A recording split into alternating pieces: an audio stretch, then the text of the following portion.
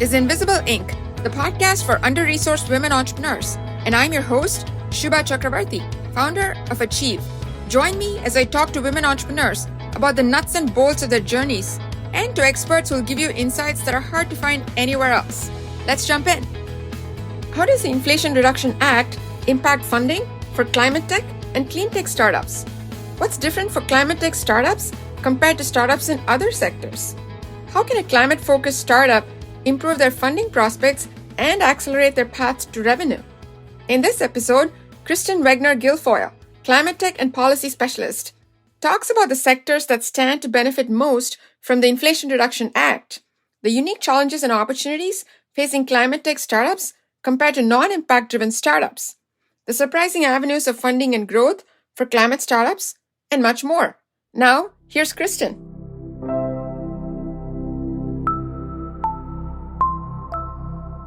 Good afternoon, Kristin. Thank you for joining us today. We're super excited to talk to you. Thank you so much. I'm excited to be here. Tell us a little bit about your background and what got you interested in climate tech and clean tech in the first place. Sure. So I think I've been interested in climate tech and clean tech before it was even a thing. I was always interested in the environment. I was always interested in technology and also working with people and solving complex issues with the environment. So I started my career studying engineering, went into working on clean water projects in Latin America when I first came out of college. And then I studied leadership and found different ways to be involved to make an impact. And so I've worked across different national labs, corporate, startups, tech, as well as nonprofits in the space. I currently work at the Joint Institute for Strategic Energy Analysis, JICEA, at the National Renewable Energy Lab. And I'm also a co-chair of the Kretsu Clean Tech Angel Investment Group. And I know you did a PhD as well. Tell us a little bit about what was that about and how that fits into the whole climate tech piece. Yes, I finished a PhD in public affairs at the University of Colorado, Denver. I was working at the National Center for Atmospheric Research, a climate research lab, the country's premier climate research lab. And while I was there, I was also interested in how do we solve it from a human perspective? We can have lots of different technologies and research and climate data, but how do we actually work with people too? So my PhD was in public affairs. I was interested in policy and broader implications and societal applications of solving complex issues. But also through that, I did research on building energy policies and specifically did methodologies related to machine learning and also doing lots of user interviews with people that work in tech. So people that are working for cities, tech startups, lots of different data types, analytic companies. But I was really interested in how do we use data to drive policy that help mitigate climate change, but also to help create healthy communities. And for those of us who are not PhDs in public affairs, if you had to summarize your key finding or the gist of your research, how would you characterize that? Good question. So one, data is really important. We have access to lots and lots of data, and using data can help drive decision-making and make really efficient policies. Specifically from my research, I found that I was looking at building energies. So buildings that are in really rich areas and also low-income areas are the biggest emitters of carbon and greenhouse gases. So what I saw was if we develop policies that can help target some of the lower income communities, provide incentives to help the buildings, that would be one policy lever that cities can use, but also finding ways to work with the communities or buildings that have the higher income folks too. So I was really interested in looking at a demographic perspective and how do we use data to be able to drive decisions that way. It's like a barbell, right? It's like the two extreme ends that are creating the problem and everybody in the middle. I would not have guessed that. That's pretty fascinating. So then coming to the topic, how do you define clean tech? How does it differ from, for example, climate tech? How do those two relate? Can you just lay out the landscape for us? Sure. Somewhat similar and overlapping. I think people are more familiar with clean tech because it's been around for a long time. I really like this website and also newsletter called CTVC, so Climate Tech VC. And they define clean tech in 7 verticals. So there's energy, agriculture, which so food and land use, transportation, built environment, and carbon, climate management, and also industrial. So climate tech is one of the 7 verticals within clean tech. Just to kind of build on that question, I know that the government passed the Inflation Reduction Act, which had a lot of incentives for this sector. Can you comment on, were there specific subsectors from the 7 that will be more impacted by the government funding, or do you think they apply equally across? Because that's relevant to startup founders. Sure. I think we're still watching it unfold and roll out. So I think there are government priorities, and I think we'll see how it will play out over the next year or two. Currently, and I recommend anyone that's interested to see where funding is, go to American Made. NREL is doing a lot of work in supporting startups also. So right now there's different funding opportunities for companies working in agriculture and rural areas, carbon capture, hydrogen. There's 30 some different sectors and themes that founders can go to, but they're continually being rolled out too. That's great. So you talked about all of these sectors, and then this is constantly evolving. What do you think are the most promising sectors within this, and why do you think they're the most interesting? Sure. So I think there's two main areas. I think there's tech that changes the way we understand the world, and then tech that changes the way we live. So tech that changes the way we understand the world, I would put into data analytics. There's ESG, environmental social governance, data related to that. Satellite imagery, that's the data being used to drive decisions also, and also IoT. And then tech that changes the way we live. So transportation, our houses, buildings, the way we engage with the world. I think those two kind of main areas are definitely where I see a lot of promising impact. So then coming to the startup world itself, which is what we really care about, what do you think characterizes or differentiates a clean tech or a climate tech startup from the remaining sectors, for example, technology startups or other startups? What's unique about these startups? I think clean tech, it's really looking at clean technologies, things that fuel our lives differently. So people are familiar with solar and wind and the different types of renewable energy. So climate tech, I think there's a lot more emphasis on data. So mitigating the impact of climate change, tracking the carbon accounting, using data to be able to drive climate decisions. I think the way it differs from other types of technology is this commitment to, as a world, we have to cut down our greenhouse gases. We have to be able to measure it. We have to be able to track it. We have to be able to drive decisions that allow us to use less greenhouse gases. So clean tech is providing different alternatives to oil and gas, to different fuel sources, and also being able to monitor it and be able to drive behavioral changes. So then kind of looking at the broader environment, a lot has happened in, let's call it the last 12 months or so, the COP27, and then there was the Inflation Reduction Act. Looking at all of this in totality, what do you think are the top 2 or 3 trends that are driving startup behavior or activity within the sector? I mean, you definitely nailed it in the past year. And I think a big part of it is, first, a lot of funding and investor interest. And not only is it from the VC interest, but it's also investors in larger companies that are saying, we really need to focus on providing energy sources and focus on clean energy and clean tech. There's also the broader government and corporate goals. So after COP, and also for a long time, cities and corporate governance has been looking towards different goals related to reducing carbon emissions. So there's science-based targets or net zero goals. And so some of these broader movements are also helping fuel the interest and the money going into clean tech startups.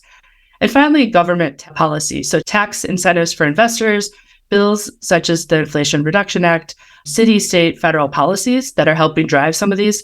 So a city might have building performance standards that say, okay, all the buildings at this level have to start investing in renewable energy or more sustainable types of windows and things like that. So I think a lot of it's coming from the government policy.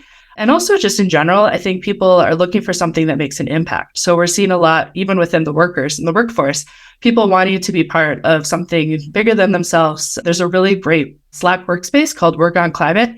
And it was founded by a few engineers that quit their job at Google and created this Slack group that now has tens of thousands of people that are constantly connecting on different clean tech startup technologies or how to start a startup or how to be involved in it. And I think it's coming from the workers themselves too. So then getting to the startups themselves, what are you seeing as key challenges for someone who is starting something up in the clean tech space? And how do those impact their journey or their odds of success? I think for people, sometimes they might want to be involved, but they don't quite know where to start. And so I think one way to do that or to figure it out is to go to the Work on Climate Slack page and try to talk to people and figure out what's your value add. I think looking at all of your assets and who you are as a person and who you are as an employee or worker, and that can contribute to who you're going to be as a founder. So I think starting where you're at is a great way. I think some of the specific challenges related to clean tech might be the technology. Sometimes it's super innovative. And so there's a term called first of a kind or FOAK, FOAK. And so Sometimes getting money for something that's somewhat unproven or has long timelines, that can sometimes be challenging, or figuring out a business plan around that. And then finding out matching funds. Some of the other broader issues related to clean tech, issues with supply chains, so some mining minerals, as we start to depend on more and more technologies that use lithium. Where are we going to get the mining for lithium? There's going to be challenges like that too. But I think starting from who you are, what you're passionate about, what your value add is, and then just doing your research and connecting to larger, broader groups that can help you figure out how to connect and make your mark as a founder is a good way to start. I'm sure you've had, through your experience, multiple interactions with founders. Have you found common themes that set apart successful founders or startups in this space? So the typical startup founders that have really done their work in terms of what's their business, if they have revenue or cash flow, existing customers, market attraction, easy adoption, things that are typically what sets apart companies really helps.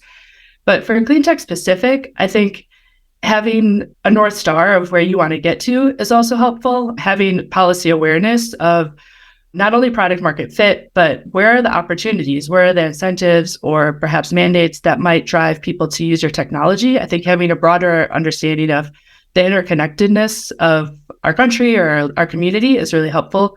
And then also having some proper planning. So maybe if they've had a pilot project or non-dilutive funding, so grants, there's a lot of grant opportunities right now. And so that really sets founders apart. And then also having partnerships. So if it's a partnership with a research center or a university or a community group or some type of partnership that's helped provide a demonstration of the technology and how it could be a fundable and marketable product is helpful too. So I want to dive down a little bit into both of those. The first you mentioned was grants. Can you give us a lay of the land in terms of where these grants are and how a founder can at least try to zoom in on the ones that would be relevant to her specific situation?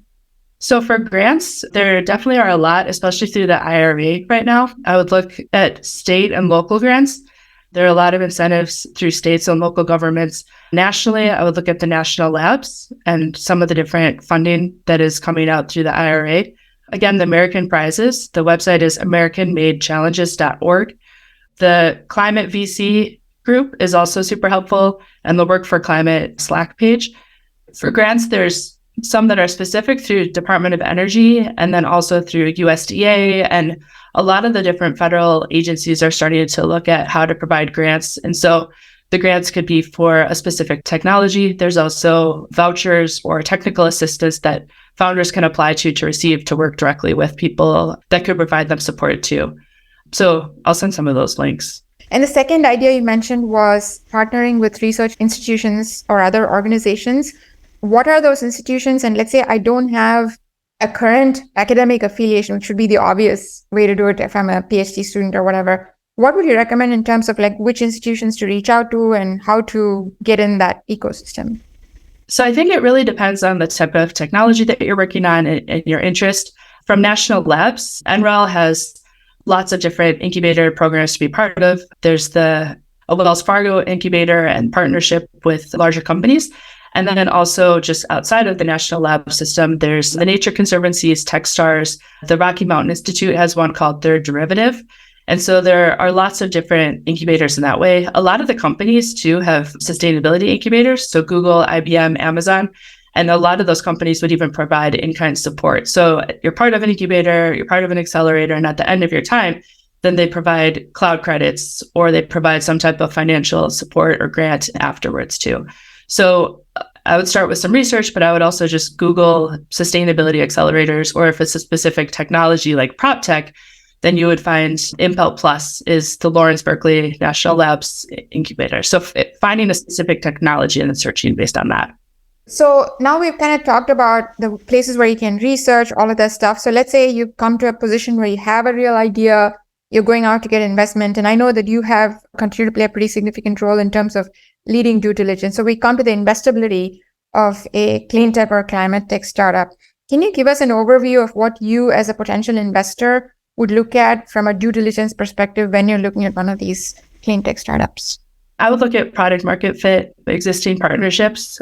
IP is especially critical, and knowing whether it's going to with a partnership or not, who owns the IP. And then my personal investment thesis is, What do I believe in? Where can I add value that others can't? How big is the space and the total addressable market that the founder is working in? And then what's their acquisition timeline and what are their advantages if it's the technology or if they're ahead of the curve or if it's a regional application. So those are some of the things that we look for. So those teams will typically look at all of those different things that I've looked at. We'll meet closely with the founder. We'll ask questions. We'll look at some of their documentation or perhaps review other due diligence reports that have been done by other angel groups in the past and really dive in to see what is the technology, what's the product, what's the overall market and business plan for this approach. But at the end of the day, we're also looking to invest in people. And so not everything has to be done. I think it's also helpful for the founder to identify gaps and to say that these are areas where we need to work together, but that's the overall process. And if I'm a climate tech founder or a clean tech founder, how long I should expect the due diligence process to take? I'll say one thing. First, for the due diligence, if you're working with something like a national lab accelerator or one of the ones that I mentioned, they'll work with you on that process. So you're already kind of ahead of the game by the time you get out of it. If you are a founder, you're working more independently and you already have customers and a business plan and you're already out, then typically it might take a few months by the time we get the team together, schedule a couple calls. So you're looking at the upside. There are a couple of wrinkles, as you mentioned, from a clean tech perspective, and I want to kind of zoom in on those. You mentioned IP, you mentioned policy, and then you mentioned product market fit. Let's go each of those. So let's look at product market fit. From a clean tech perspective, what do you think is most critical for a founder to look at to make sure that they have product market fit that's different from any other traditional startup? So definitely the customers and who's buying the product, what's their appetite for the product, what's their ability to pay for the product too. So a lot of times, some of the different technologies, the customers themselves might have to require incentives, right? So right now we're looking at the different incentives for households to purchase solar. Some of the people at a home level might be looking for incentives from their city or local government too. It's a very different customer makeup and it depends on the product, but that's just one example. So specifically for EV cars, you might have a lot of people that want to buy them. What's their ability to purchase them and to get it within a certain amount of time? And then also looking at that local area, how many charging stations are there? Do you also have to work with HOAs to get them to buy the chargers, or do you have to work with cities? And so some of it is looking at the customer and their ability to buy, but also what's that larger infrastructure for once they buy the product, how are they able to use it too? And how do you expect a founder to be able to demonstrate that they have de-risked all of these market-related factors? I don't think we do. I think there's too much. I think one red flag is when someone says there are no risks or if they haven't considered risks. But I think if they've identified it, or at least broad strokes of one policy related or infrastructure related, I think that's something we're willing to work with. A founder doesn't have to solve all these things by themselves, but either identifying some of the risks and then identifying people that can help them or asking for help from our team too. I think we don't expect it to all be solved. Can you talk a little bit about IP next and what exactly are you looking for in IP? What are the typical types of IP and what should a founder be looking at to make sure that their IP is valuable and protected? Sometimes it could be software. Sometimes it could be almost, if it's the technical and hardware, it's the widget and making sure that there's a patent or at least an ability to know where to look for the patents. Sometimes I've worked due diligence on companies where they're in process of getting the IP patented, and that's okay too. But at least knowing kind of the right avenues for it to go with it. So between software and hardware, I think those are the two big ones. And then the other big thing is policy. And you mentioned how there are different levels. For example, there's federal, there's state, there's city, county, whatever. How should a founder think about policy? Because it presents both opportunity and risk. And how can they position their startup so that they're somewhat hedged against, I'll call it regulatory or policy risk? And again, I don't expect a founder to know all of these, and it's always changing. And especially in this past year, it's been changing so much. I mean, there's been $70 billion worth of dollars going into clean tech in the past year. So there's no way to know all of the different policies that are going to be impacting things, but at least having an idea of what the potential policy factors could be, right? So if EV cars, it's charging stations, or at least knowing at what level they should be thinking about some of the different opportunities. There's a lot of great newsletters, a lot of great information out there. I don't expect a founder to know all of it, but at least know that that exists and it might come up in the conversation.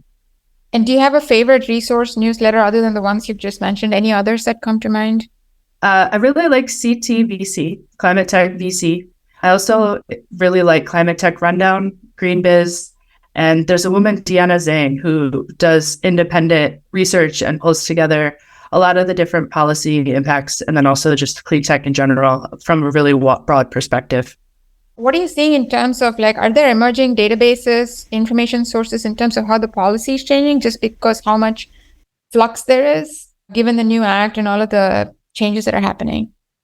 Sure. Climate Tech VC, I think, is probably the best source I've seen for that, for clean tech startups. They make it really digestible, and they even have diagrams that show how the bill will impact certain sectors and the different monies going into it. And they do a really good job of mapping it all out for a founder. Fantastic. I'm going to sign up right after we finish talking today. So thank you for that. Then I want to move to they have 50,000 people on the newsletter. They've grown so fast in the past 2 years.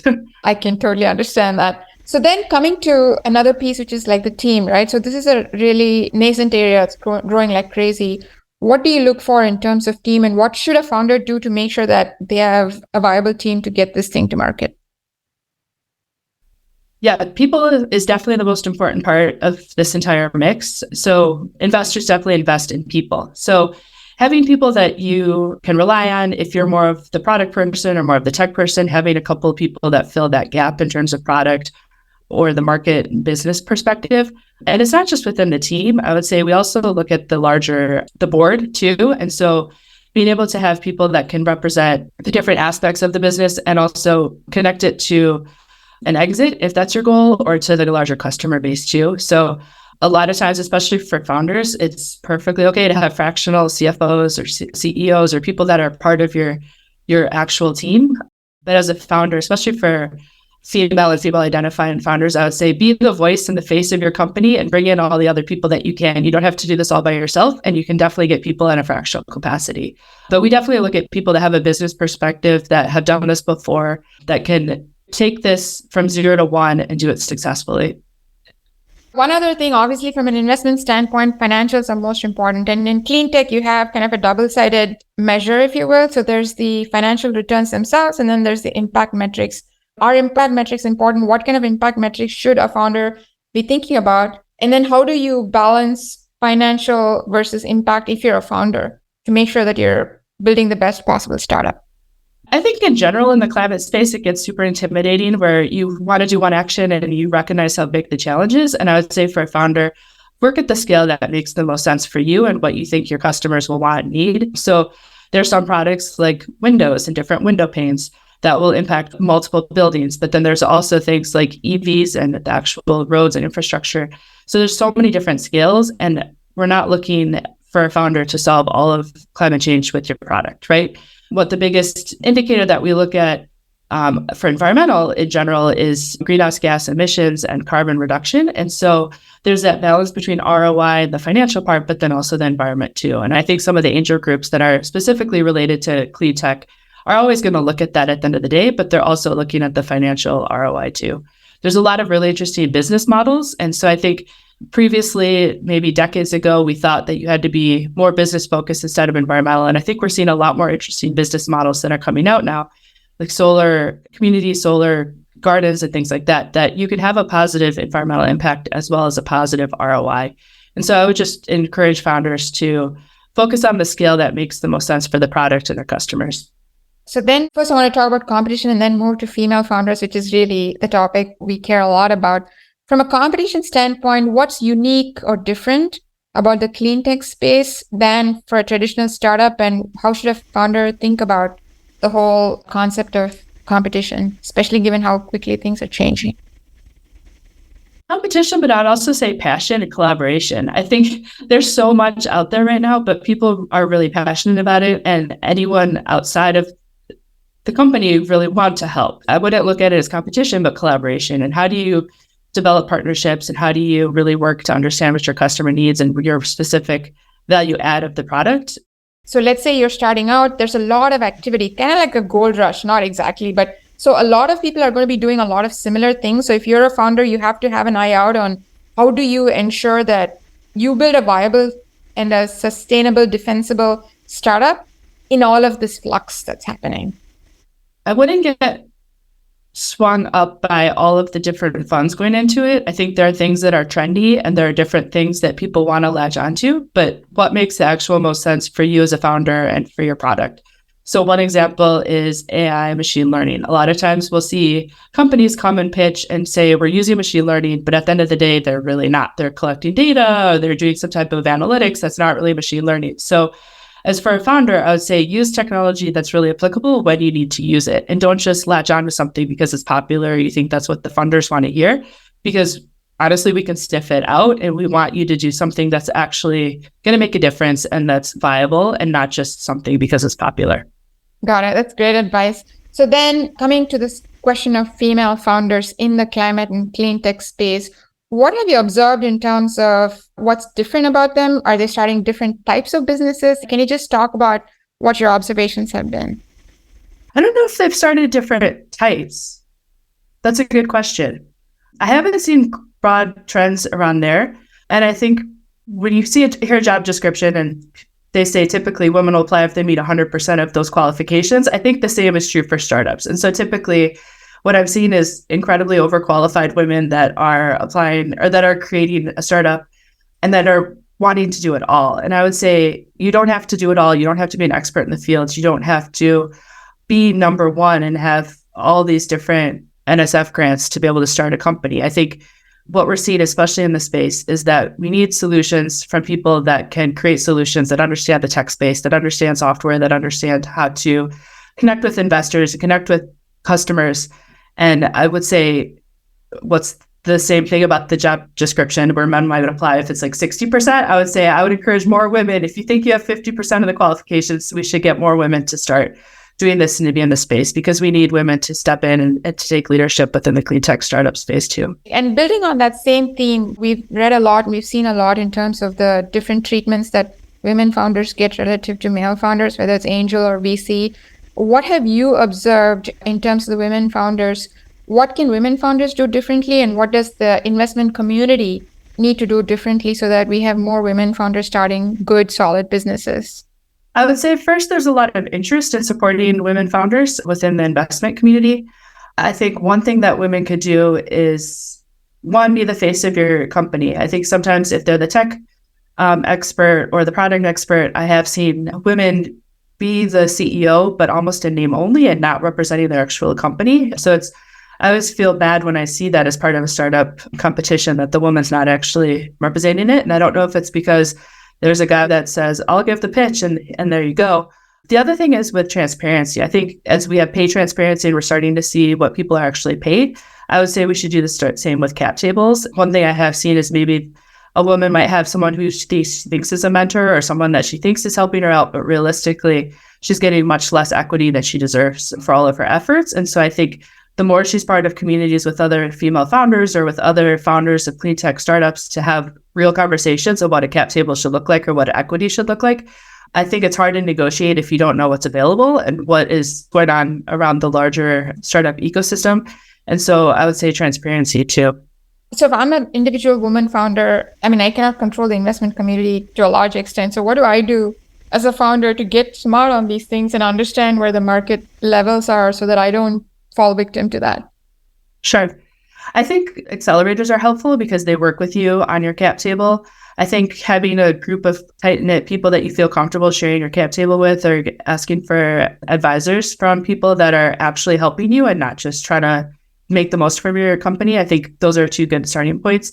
I'm part of a couple different online groups where people will say, this is what I got offered. Is this good? And people will gut check it or say that's actually really low or that's pretty good. And so I think it's helpful to have those real conversations as they come into.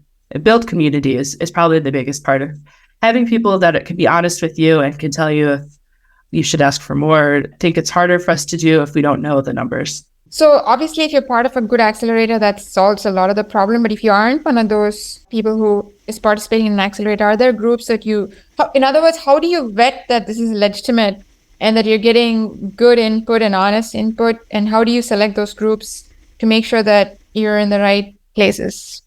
Again, some of it might be tech specific. So if it's a specific area of clean tech, but also there's just groups for women founders, women entrepreneurs.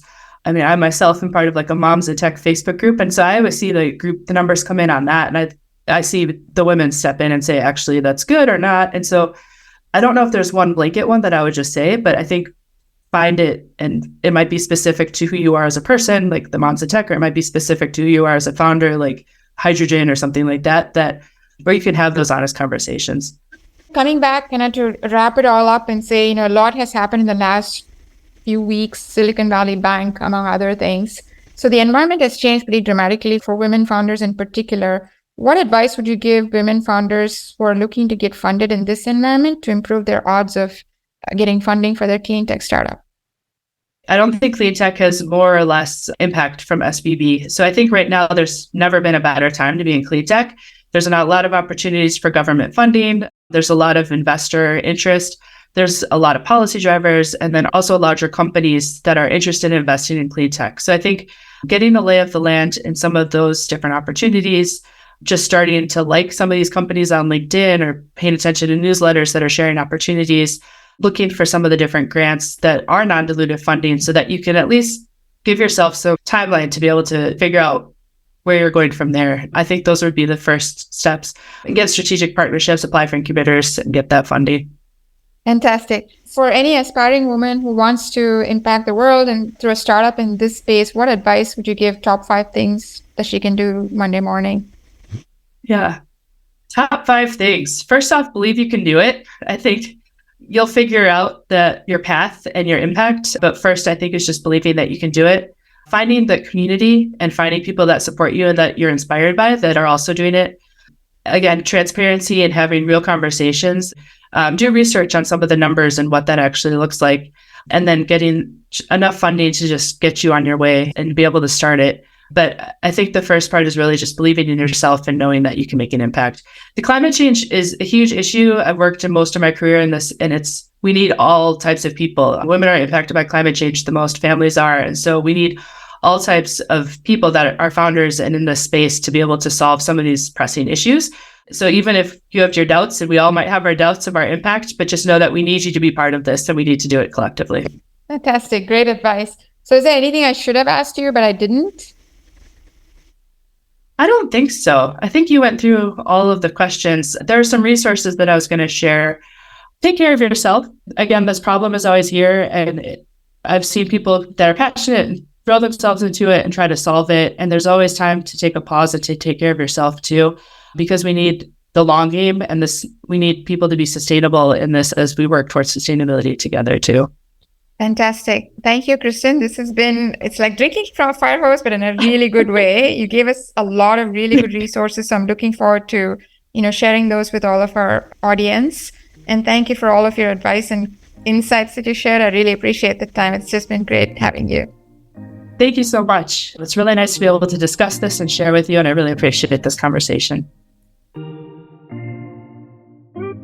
My conversation with Kristin opened my eyes to many unsuspected nuances in the climate tech and clean tech sectors.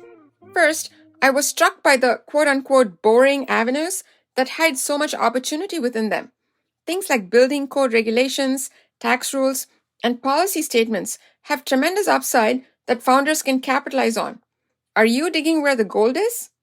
Second, the road to revenue and funding is so different for climate tech startups because of the dual pull of impact and financial imperatives.